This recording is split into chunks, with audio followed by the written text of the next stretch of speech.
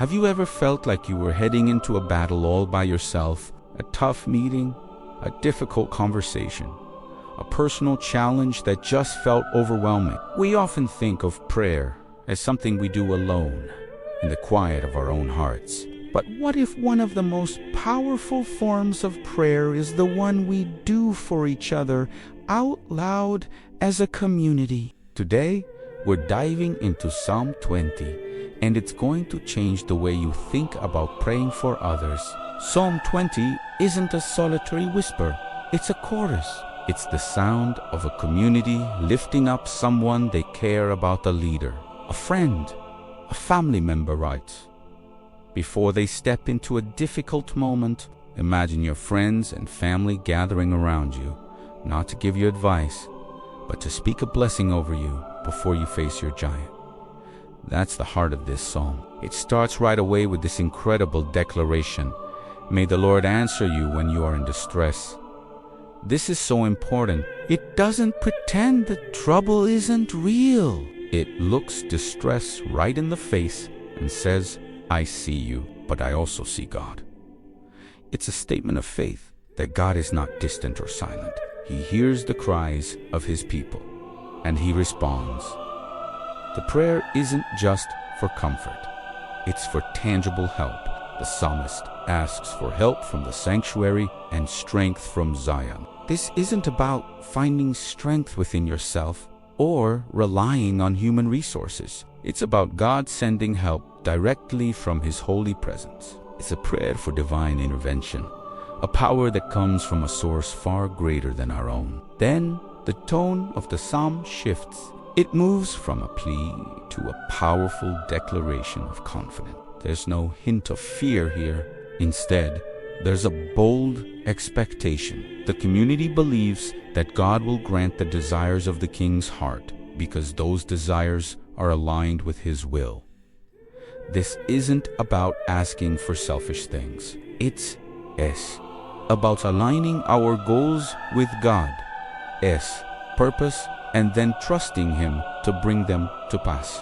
This confidence isn't based on wishful thinking. It's based on who God is. And this leads us to one of the most famous and powerful lines in the entire book of Psalms. Some trust in chariots and some in horses, but we trust in the name of the Lord our God. Let that sink in for a moment. In their world, chariots and horses were the ultimate symbols of military power, wealth, and strategic advantage. They were the tanks and fighter jets of their day. To have a strong army with many chariots meant you were secure. But the psalmist makes a radical statement. He says that all the human strength, all the wealth, all the clever plans has limity. It can fail, it can break. Our chariots and horses today might look different. Maybe it's our bank account, our career, our connections, our intelligence, or our own carefully laid out plans.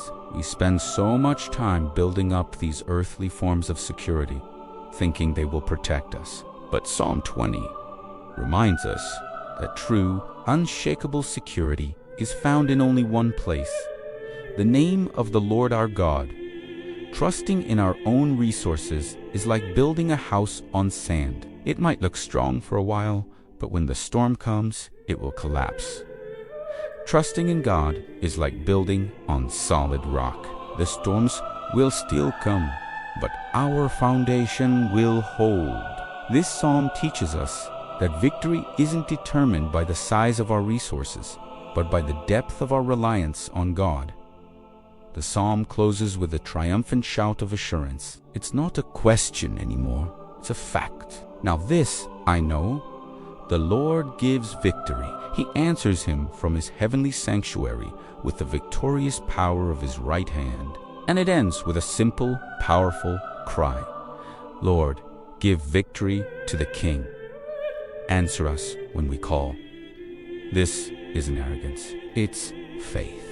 It's a faith that is so deeply rooted in the character of God, his faithfulness, his power, his love, that it can declare victory before the battle is even over. So what does Psalm 20 teach us today? It teaches us to pray for each other before the fight begins. Don't wait until someone is defeated and discouraged. Stand with them at the starting line and speak God's promises over them. It teaches us to stand together in faith as a community, believing for one another. It challenges us to declare our trust in God before we can see the outcome. And most importantly, it reminds us that our real security, our real peace, and our real victory don't come from what we have in our hands, but from whose hands we are in. Let's be a community that trusts not in chariots or horses, but in the name of the Lord our God. Thank you for watching. If this message resonated with you, please subscribe and follow for more.